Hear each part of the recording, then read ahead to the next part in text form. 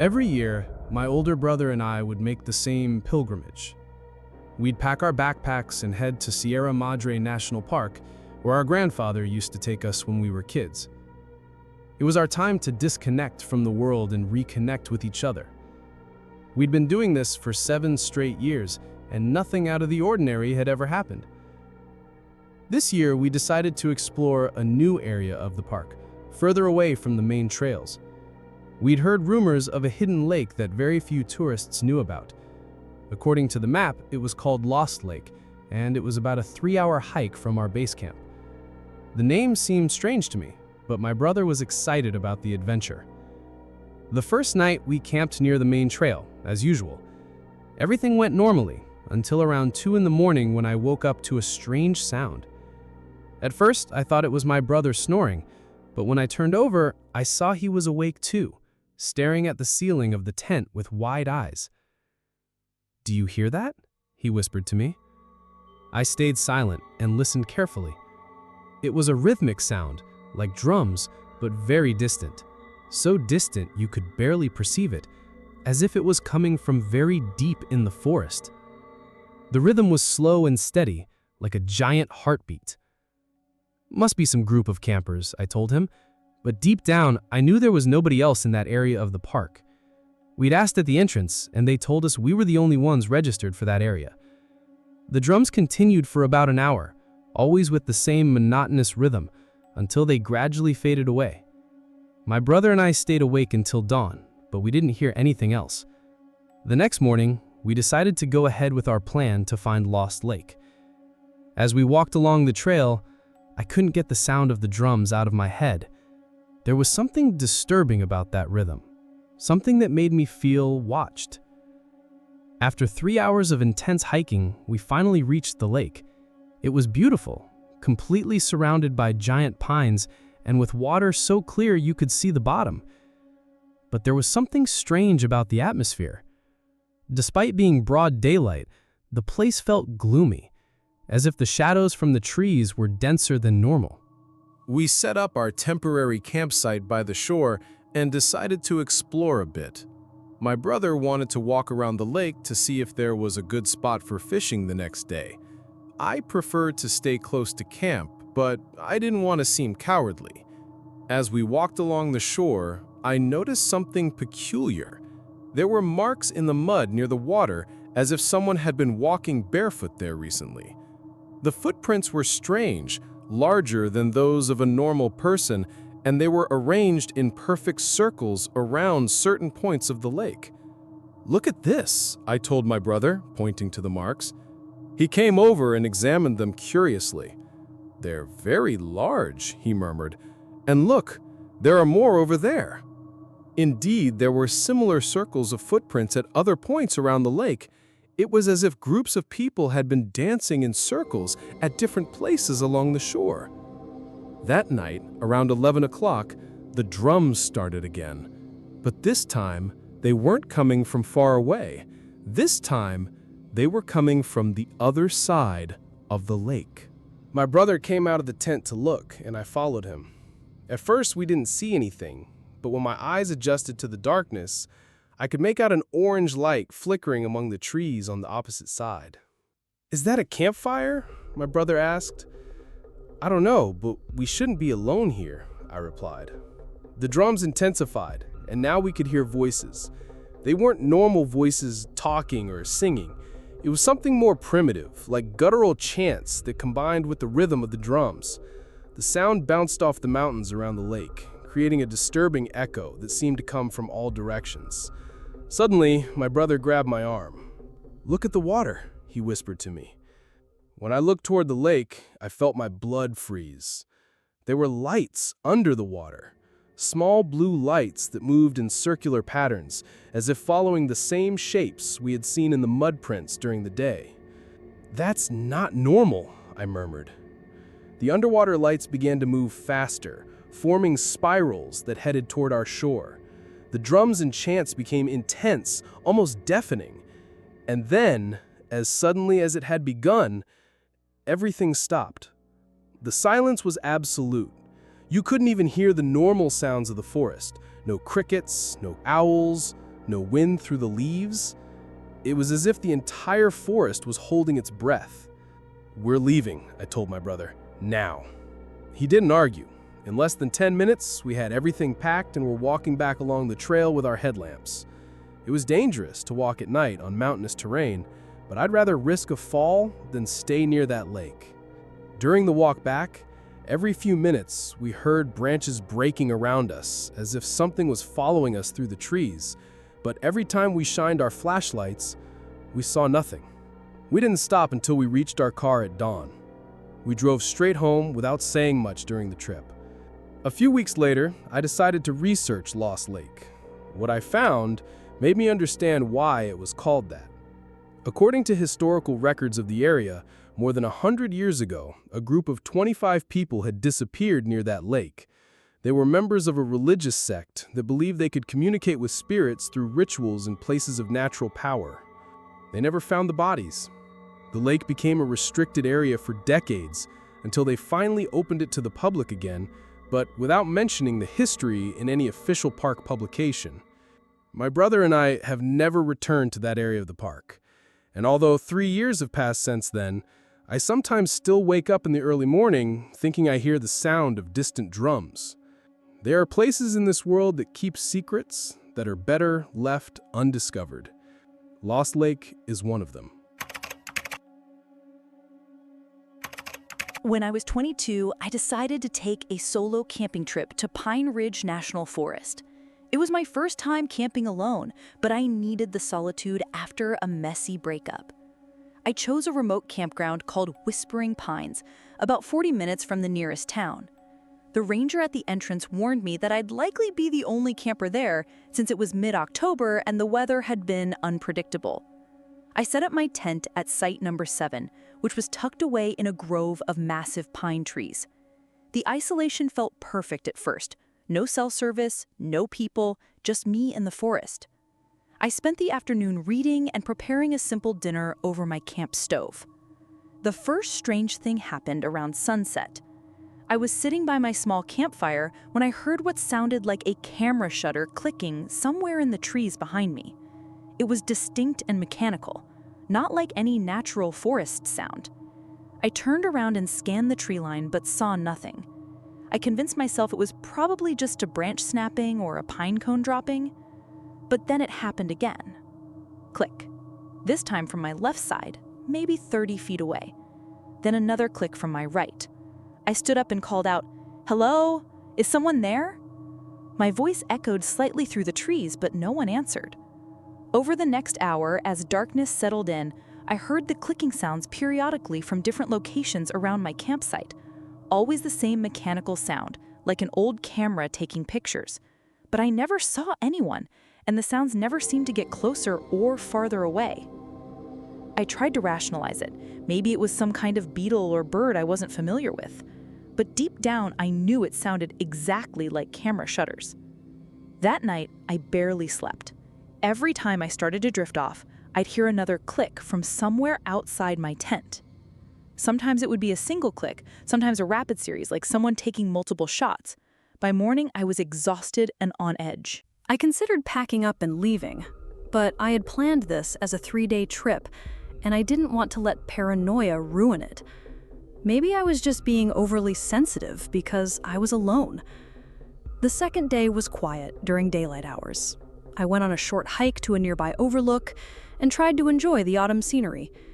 But I couldn't shake the feeling that I was being observed. Every rustle in the bushes made me turn around. Every shadow seemed to hide something watching me. When I returned to my campsite that afternoon, I noticed something that made my skin crawl. There were footprints in the soft dirt around my tent. Not animal prints, human footprints. Size looked like men's boots, maybe size 10 or 11. The prints formed a complete circle around my tent, as if someone had walked around it multiple times while I was gone. I examined the prints more closely. They were fresh, definitely made while I was on my hike.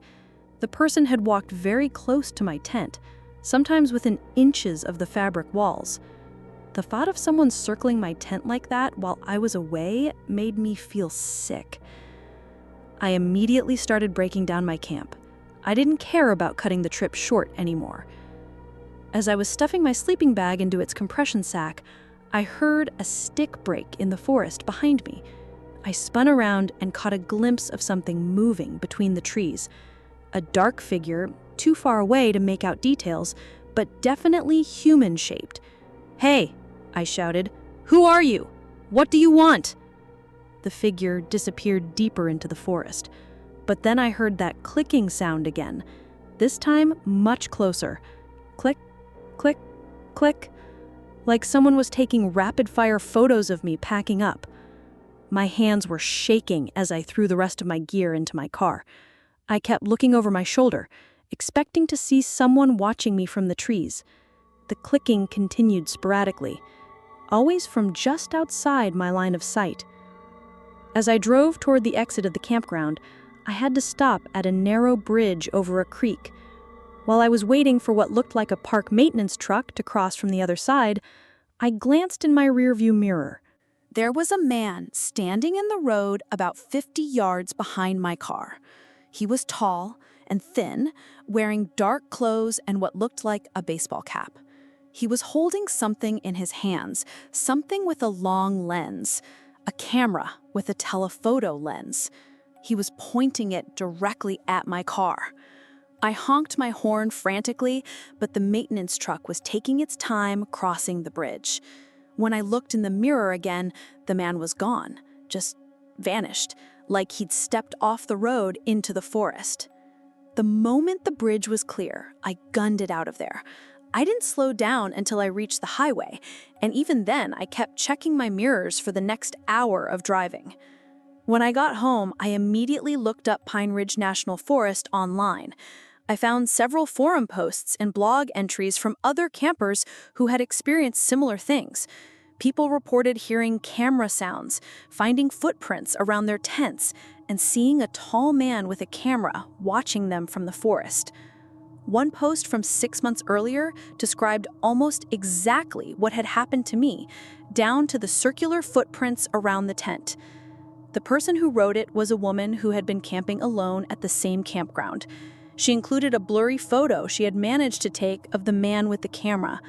The image was too dark and distant to make out facial features, but you could clearly see the silhouette and the long lens of his camera. I reported my experience to the Park Service, but they said they couldn't do much without more concrete evidence. They assured me they would increase patrols in that area, but I got the impression this wasn't the first report they had received. The worst part is wondering what he was taking pictures of. Was it just me going about my camping routine? Was he documenting my schedule, my habits, my vulnerabilities? Or was there something darker he was capturing on film? I've never been camping alone since then. In fact, I rarely go camping at all anymore. The thought that there might be someone out there in the woods, watching through a camera lens, waiting for the right moment to get closer, is something I can't shake. Sometimes I wonder if those photos are still out there somewhere. Pictures of me eating dinner by my campfire, pictures of me sleeping in my tent, pictures of me packing up in a panic. The idea that some stranger has a collection of images documenting my most vulnerable moments makes me feel violated in a way that's hard to describe. There are predators in the wilderness, but they're not always the kind with claws and fangs. Sometimes they're the kind that hide behind camera lenses and prey on people who just want to find peace in nature. It was supposed to be our perfect anniversary getaway. My wife Sarah and I had been planning this camping trip to Blackwood National Park for months. We've been married for 3 years, and between work stress and city life, we desperately needed some time alone in nature. Blackwood is known for its pristine mountain lakes and excellent fishing. We found what seemed like the perfect spot, a secluded cove on the southern shore of Crystal Lake, far from the main camping areas. The nearest other campsite was at least half a mile away, across the water on the opposite shore. We arrived Friday afternoon and set up our tent about 30 feet from the water's edge. The lake was absolutely beautiful, surrounded by dense forest and reflecting the mountains like a mirror. Sarah was immediately relaxed in a way I hadn't seen her in months. That evening, we made a fire and cooked fresh trout that I had caught earlier. We were sitting by the fire, sharing a bottle of wine and talking about maybe buying a cabin somewhere remote like this, when Sarah suddenly grabbed my arm. "Did you see that?" she whispered, pointing toward the far shore. I looked across the water where she was pointing. There was indeed another campsite over there, just as the park ranger had mentioned when we checked in. But what caught my attention was a figure standing at the water's edge, completely motionless, facing directly toward us. "Someone's camping over there," I told her. "Maybe they're just enjoying the evening like we are." But the figure wasn't moving at all, not even shifting their weight or turning their head. They were just standing there like a statue, staring across the lake at us. "That's weird," Sarah said. "How long do you think they've been standing there?" I realized I didn't know. I hadn't noticed them before, but they could have been there for minutes or even longer. The distance made it impossible to tell if it was a man or woman, but they appeared to be tall and wearing dark clothing. We watched for about 10 minutes, and the person never moved. Not once. It was starting to feel uncomfortable, like being watched through a window. Eventually, we decided to go inside our tent for the night, but I noticed Sarah kept glancing toward the far shore. Around midnight, I woke up to Sarah shaking my shoulder. She had her finger pressed to her lips, signaling me to be quiet. Then I heard what had woken her up. Someone was walking around outside our tent. The footsteps were slow and deliberate, circling our campsite. Whoever it was made no attempt to be quiet. I could hear their feet crunching on the pine needles and small branches, getting closer to the tent with each pass. My heart was pounding. We were completely isolated out here. No cell service, no nearby campers to hear us if we called for help. I reached for the flashlight next to my sleeping bag, but Sarah caught my wrist and shook her head. She was right. Turning on a light might provoke whoever was out there. The footsteps stopped right outside the tent wall near our heads. We could hear breathing. Heavy, labored breathing like someone who had been running or exerting themselves. The person was standing so close that if not for the thin tent fabric, we could have reached out and touched them. Then came a sound that made my blood freeze. Scratching. Long, slow scratches against the side of the tent, like fingernails dragging across the fabric. The scratching moved along the tent wall, following the curve toward the zipper entrance. Sarah was gripping my hand so tightly, her nails were digging into my palm. We both held our breath, listening to those deliberate scratches getting closer to the tent opening.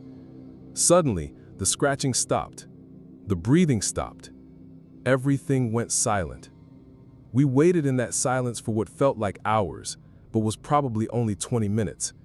Finally, I couldn't take it anymore. I had to know if whoever it was had left. I carefully unzipped the tent just enough to peek outside. The campsite appeared empty.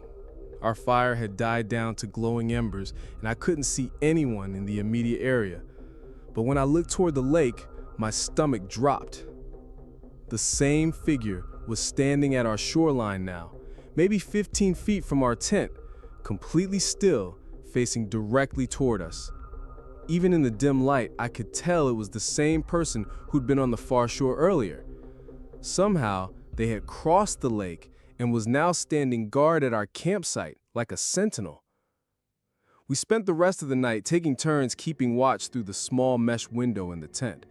The figure remained at the shoreline until just before dawn, when they simply walked back toward the trees and vanished. As soon as there was enough light to pack safely, we broke camp and hiked back to our car. Neither of us spoke much during the hike out. We were both exhausted and shaken by the experience. It wasn't until we were driving home that Sarah told me something that made the whole experience even more disturbing. "When I first saw that person across the lake yesterday," she said, "I thought they looked familiar, like someone I recognized but couldn't place." "What do you mean?" I kept trying to figure out where I might have seen them before. And this morning, while you were packing the car, I realized who they reminded me of. She was quiet for a long moment, staring out the passenger window. They looked like my brother. Sarah's brother had died in a drowning accident at a lake very similar to Crystal Lake when she was 16. She rarely talked about it, but I knew it was one of the most traumatic experiences of her life. "Sarah, that's impossible," I told her. "You know that, right? It was probably just someone who happened to have a similar build."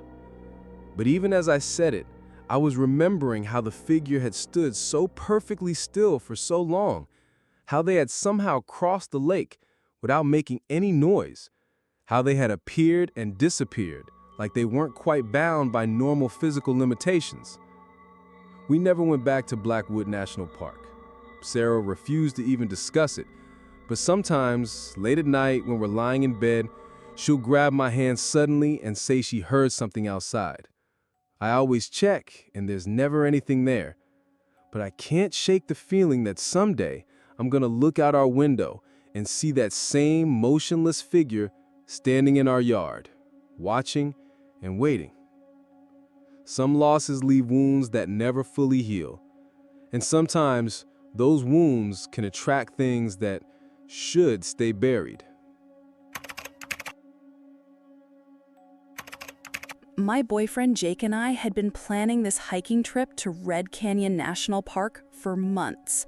We were both experienced hikers, and we'd heard about a remote waterfall called Angel's Drop that supposedly had some of the most spectacular views in the entire state. The catch was that it required a challenging 8-mile round-trip hike through some pretty rugged terrain. We arrived at the trailhead early on a Saturday morning in late September. The parking area was completely empty, which wasn't unusual for such a remote trail, especially during the off-season. According to the trail registry, the last hikers to sign in had been there 3 days earlier. The first few miles of the hike were beautiful. The trail wound through dense forest and opened up to incredible vista points overlooking the canyon. Jake was in his element, taking photos and pointing out different rock formations. I was enjoying the peace and the workout. About halfway to the waterfall, we started encountering other hikers' footprints in the muddy sections of the trail. This seemed normal at first. Obviously, other people had hiked this trail recently, even if we hadn't seen them at the trailhead. But as we continued, I started noticing something odd about the footprints. They were all heading in the same direction we were, toward the waterfall. But I wasn't seeing any return prints. On a trail like this, you'd expect to see prints going both directions, since it's an out and back hike. "Jake, look at this," I said, stopping at a particularly muddy section where the prints were very clear. He examined the ground with me. There were at least 4 or 5 different sets of boot prints, all heading deeper into the canyon, but absolutely no prints heading back toward the trailhead. "Maybe they took a different route back," Jake suggested, but we both knew this was the only maintained trail to the waterfall. As we got closer to our destination, we started finding other strange things. A baseball cap hanging from a tree branch, like someone had placed it there carefully rather than dropped it. A water bottle sitting upright on a rock, still half full. A hiking pole leaning against a boulder, as if someone had just set it down and walked away. Each item we found was in perfect condition, not weathered or damaged like something that had been abandoned for days or weeks. It was as if people had been leaving things behind deliberately, marking their path. When we finally reached Angel's Drop, the waterfall was everything we'd hoped it would be. A magnificent cascade falling about 80 feet into a crystal clear pool, surrounded by towering red rock walls. But something about the place felt wrong. The area around the waterfall showed clear signs of recent human activity. Several fire rings with fresh ash, footprints all around the pool, and more abandoned items scattered about. A pair of sunglasses, a granola bar wrapper, even an expensive-looking camera lens cap. But there were no people anywhere. "Where is everyone?" Jake asked, voicing what we were both thinking. We decided to eat lunch by the pool and see if any other hikers showed up. We waited for about an hour, but the place remained eerily quiet. Not just quiet from lack of human voices, but quiet in an unnatural way. I realized I hadn't heard a single bird or insect since we'd arrived at the waterfall. When we started our hike back, that's when things got really strange. About a mile from the waterfall, Jake stopped suddenly and grabbed my arm. "Listen," he whispered. I stopped and listened carefully. In the distance, coming from the direction we'd just come from, I could hear voices. Multiple people talking and laughing like a group of hikers having a good time. We looked at each other confused. We had just been at the waterfall, and there was definitely no one there. The voices seemed to be coming from exactly where we had been sitting just 30 minutes earlier. "Should we go back and see who it is?" I asked. Jake shook his head. "Let's keep going. If they're hiking out behind us, we'll probably run into them anyway." But we never did. We could hear the voices for the next 2 miles, always seeming to stay the same distance behind us. Sometimes we'd hear laughter, sometimes what sounded like people calling to each other across the canyon, but we never saw anyone. The really unsettling part was that the voices never seemed to get closer or farther away, no matter how fast or slow we hiked. It was like they were maintaining a perfect distance behind us. About 3 miles from the trailhead, the voices suddenly stopped. The silence that followed was so complete, it was almost oppressive. Jake and I found ourselves walking faster without even discussing it. That's when we started finding the items again. But this time, they weren't the same items we'd seen on our way in. There was a child's small backpack hanging from a tree branch. A pair of women's hiking boots placed neatly side by side on a rock. A compass lying open in the middle of the trail, its needle spinning wildly instead of pointing north. Each item looked recent, like it had been placed there within the last few hours. But we hadn't seen any families with children on the trail, and those women's boots definitely hadn't been there when we hiked in. The worst find was about a mile from the trailhead. Sitting on a fallen log was a trail registry book, not the official one from the parking area, but a small notebook with handwritten entries. Jake picked it up and started reading. His face went white. "What is it?" I asked. He handed me the notebook. The entries were all dated within the last week, but they didn't make sense. People writing about beautiful weather when it had been raining. Entries describing sunset hikes when we knew the trail was closed after dark. Names in comments that seemed normal at first glance, but became disturbing when you read them carefully. One entry, dated just 2 days earlier, was from someone claiming to be hiking with their family of 4. They wrote about how much their twin daughters were enjoying the waterfall. But the handwriting was shaky, and the entry ended mid-sentence, like the person had stopped writing abruptly. Another entry was from someone who wrote that they were so happy to finally make it to the waterfall after all these years of trying. But underneath, in different handwriting, someone had added, "Still trying. Still can't find the way out." We dropped the notebook and practically ran the last mile to the trailhead. When we reached our car, we were both shaking. The parking area was still empty, except for our vehicle, just as we'd left it. But when Jake went to sign us out of the trail registry, we discovered something that made us both feel sick. There were new entries in the official registry book, entries that hadn't been there when we signed in that morning. 5 different parties claiming to have started the hike to Angel's Drop that same day, all with timestamps showing they'd left within an hour of each other. The handwriting in these entries matched some of the writing we'd seen in the notebook we'd found on the trail. We drove home in stunned silence. That night, Jake tried researching the trail online, looking for any reports of missing hikers or strange experiences. What he found kept us both awake. Over the past 3 years, at least 12 people had been reported missing after hiking to Angel's Drop. Their cars had been found at the trailhead. They'd signed into the registry, but they never signed out and were never seen again. Search and rescue teams had found some of their belongings scattered along the trail, but never the people themselves. The official explanation was that the terrain was dangerous and bodies could easily be hidden in the deep canyon ravines.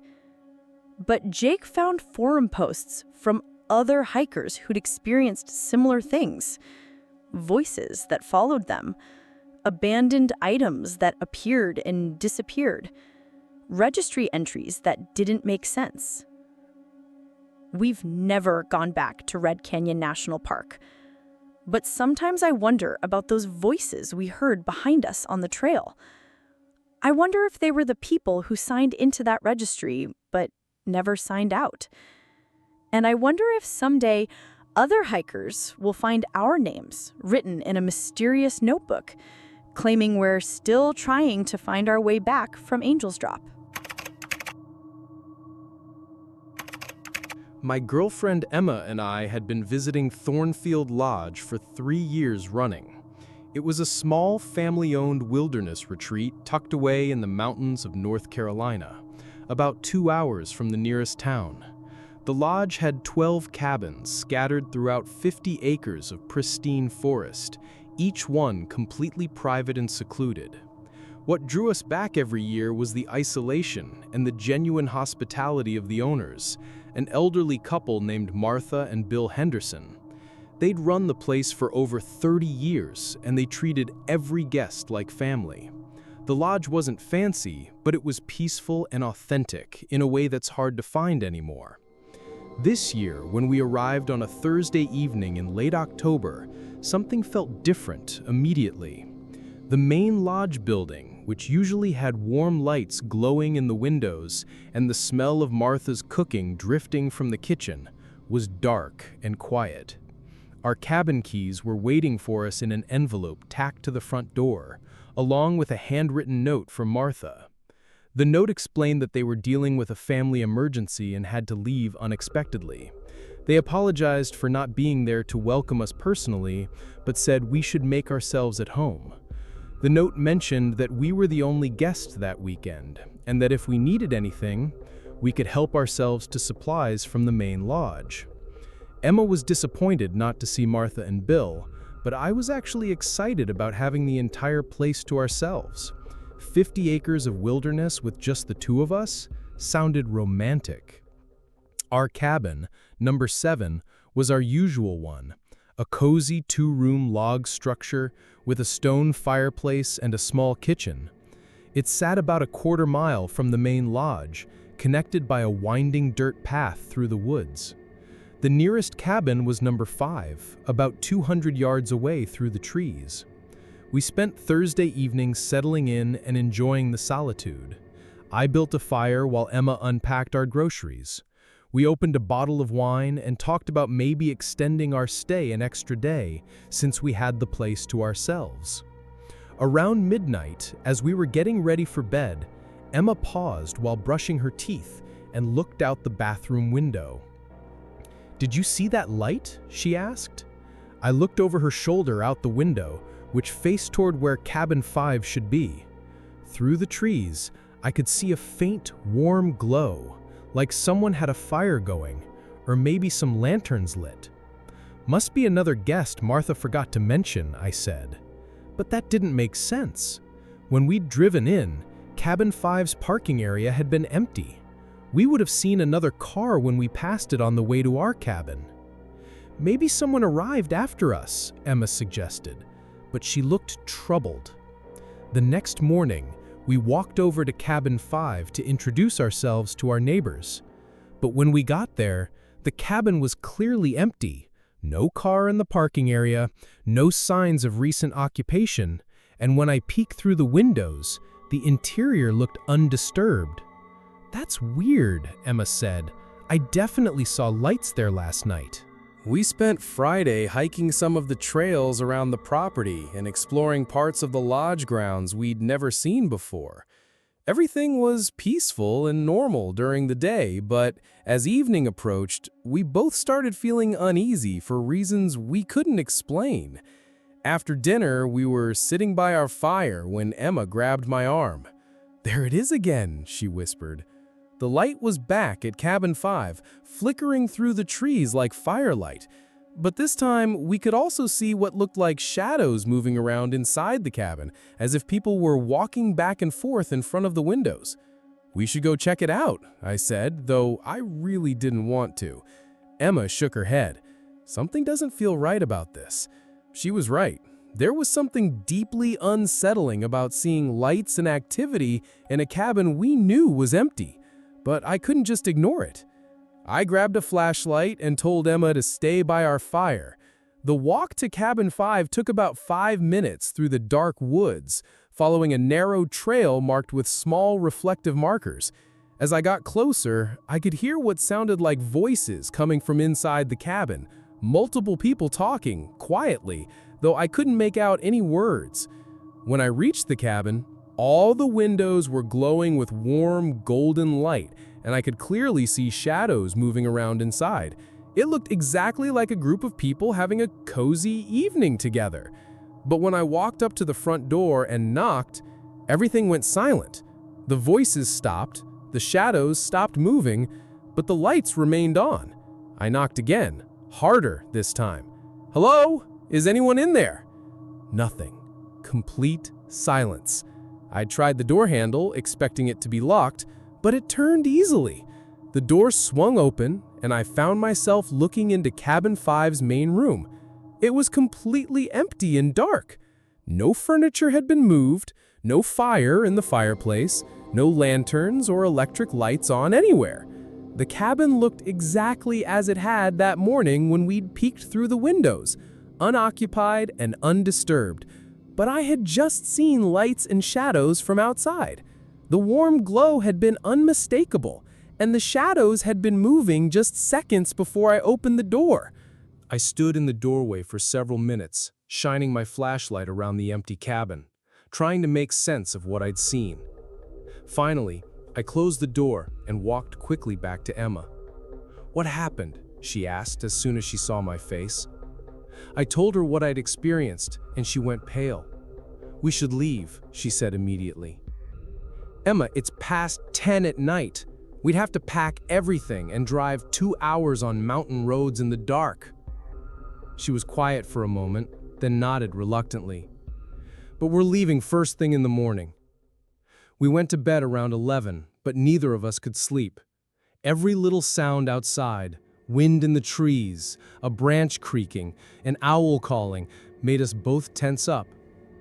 Around 2 in the morning, Emma shook me awake.